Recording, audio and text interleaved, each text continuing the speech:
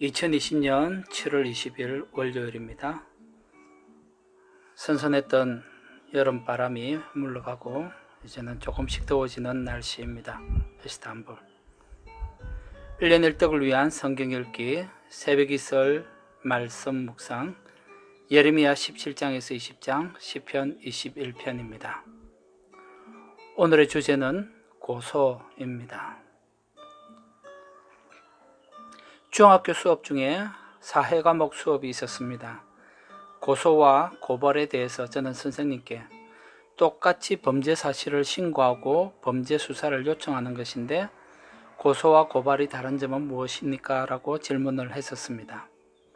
선생님은 고소란 범죄의 피해자나 피해자와 일정한 관계에 있는 사람이 수사기관에 범죄를 신고하여 범인의 처벌을 요구하는 것이고, 고발은 고소권자 이외의 제3자가 수사기관에 범죄 사실을 신고하여 처벌을 요구하는 것을 말한다고 했습니다. 즉, 사건의 당사자가 수사를 의뢰하면 고소이고, 사건이나 범죄의 제3자가 수사를 의뢰하면 고발이 됩니다.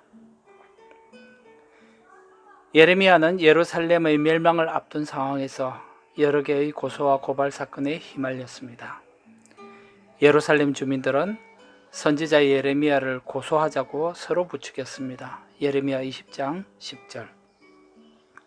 우리가 예레미야를 없앤다고 해도 제사장에게서 율법이, 지혜로운 자에게서 책략이, 선지자에게서 말씀이 끊어지지 않을 것이니 그의 어떤 말도 듣지 말자고 하면서 사람들을 충동질했습니다. 18장 18절. 성전의 총감독인 제사장 바스울은 예레미야를 수갑에 채워서 감옥에 가두었으며 어떤 사람들은 예레미야를 죽일 계획까지도 모의했습니다. 20장 2절, 18장 23절. 예레미야는 하나님이 자신에게 예루살렘 멸망에 대한 메시지를 선포하라고 해서 그렇게 선포했는데 자신은 오히려 사람들의 조롱과 모욕거리가 되었다고 불평했습니다. 예레미야 20장 7절에서 8절. 뿐만 아니라 계속되는 핍박과 죽음의 위협과 공포 앞에서 선지자는 자신의 생일조차도 저주하였습니다. 20장 14절에서 18절.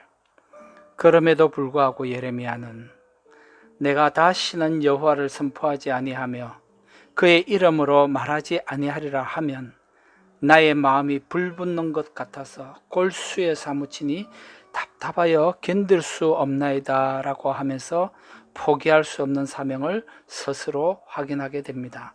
20장 9절. 예수님의 생애에는 예수님을 향한 많은 고발 사건이 있었으며 마지막 십자가 체형을 시키기 위해서도 억지 같은 고발 사건들이 있었습니다. 대제사장들과 장로들은 예수님을 고발하였고 총독 빌라도조차도 예수님을 향해서 얼마나 고발하는 사람이 많은지 보라고 했지만 주님은 대답하지 않았습니다. 마태복음 27장 12절, 마가복음 15장 4절. 예수님의 유일한 관심은 성경의 기록대로 인류 구원을 위해서 다 이루었다라는 선언을 하는 것이었습니다. 요한복음 19장 30절. 그러므로 우리는 예수님이 고발당함으로 얻은 구원을 자랑할 것밖에 없습니다. 에베소서 2장 8절과 9절. 시편 21편 1절. 여호와여, 왕이 주의 힘으로 말미암아 기뻐하며 주의 구원으로 말미암아 크게 즐거워하리이다. 그가 생명을 구하며 주께서 그에게 주셨으니 곧 영원한 장수로소이다. 내가 스트레스를 받거나 큰 상심을 하는 이유가 있다면 무엇 때문입니까? 나는 생일이 저주스러울 정도로 힘들고 모욕을 당할 때에도 다시 일어설 힘을 공급받을 수 있습니까? 이스탄불 메트로폴 선교교회 성경을 먹는 사람입니다.